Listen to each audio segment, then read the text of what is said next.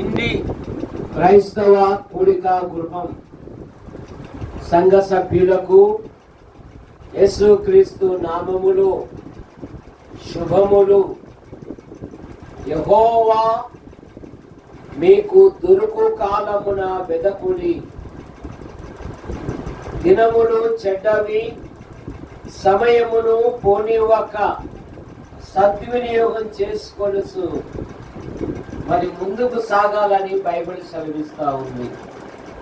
కనుక ఈ రాత్రి ప్రత్యేకమైన కూడికను దేవుడు ఏర్పాటు చేశాడు. గనక మీ పనులు, ప్రయత్నములు, కార్యములు ముగించుకొని మీతో పాటు మీ పొరుగు వారిని కూడా తీసుకొని రావాల్సిందిగా మనవి చేస్తూ ఉన్నాం.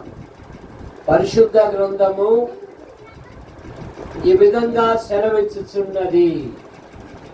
మత్తయి సువార్త 11వ అధ్యాయము 28, 29 వచనాలలో, ప్రయాసపడి భారము మోయిచున్న సమస్త జనులారా నా యొద్దకు రండి, నేను మీకు విశ్రాంతిని కలగజేతును.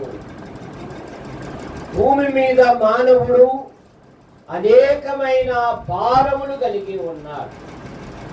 కుటుంబ భారము, జీవిత భారము, సంసార భారము, ఇలాగమైన అనేకమైన భారాలు కలిగి ఉన్నారు.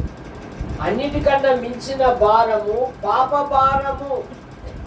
రోమాపత్రిక 7వ అధ్యాయము 24వ వచనములో, అయ్యో నేనెంత దౌర్భాగ్యుడను, ఇట్టి మరణమునకు లోనగు శరీరము నుండి నన్ను ఎవడు విడిపించును.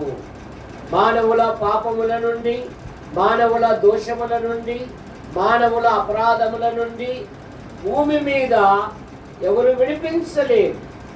దేవుడే లోకమును ప్రేమించి యేసుక్రీస్తు నామములో భూలోకానికి వచ్చాడు.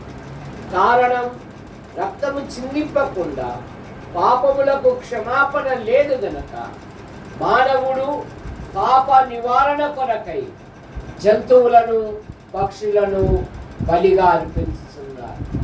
జంతువుల యొక్క రక్తము, పక్షుల యొక్క రక్తము పాపములను తీసివేయక అసాధ్యము గనక లోక పాపం మోసుకుని పోవు దేవుని గొర్రె పిల్లగా ఆయన ఈ లోకానికి వచ్చారు. ఆయన ఈ లోకములో ఉన్నప్పుడు పరలోక విషయాలను ఉపమాన రీతిగా ప్రజలను హెచ్చరిస్తూ ఆకలితో ఉన్న వారికి ఆహారం ఇచ్చాడు, అందులకు చూపునిచ్చాడు, అంగహీనులను బాగు చేశాడు. కాలం సంపూర్ణమైనప్పుడు ఆయన సిలువలో బలియాగమయ్యాడు.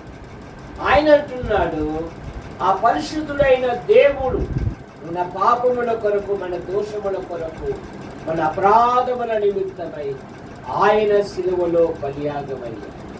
యేసు రక్తము ప్రతి పాపము నుండి మనలను పవిత్రులుగా చేయును. రోమాపత్రిక 3వ అధ్యాయం 24వ వచనములో, కాబట్టి నమ్మువారు ఆయన కృపచేతనే ఉచితముగా నీతిమంతులుగా తీర్చబడుతున్నారు. రోమాపత్రిక 4వ అధ్యాయము చివరి వచనములో, ఆయన మన అపరాధముల నిమిత్తము అప్పగింపబడి మనలను నీతిమంతులుగా చేయటకు లేపబడెను.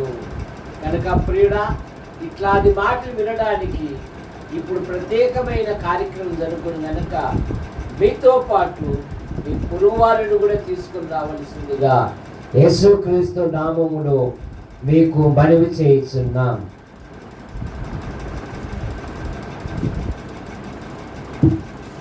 మాటలు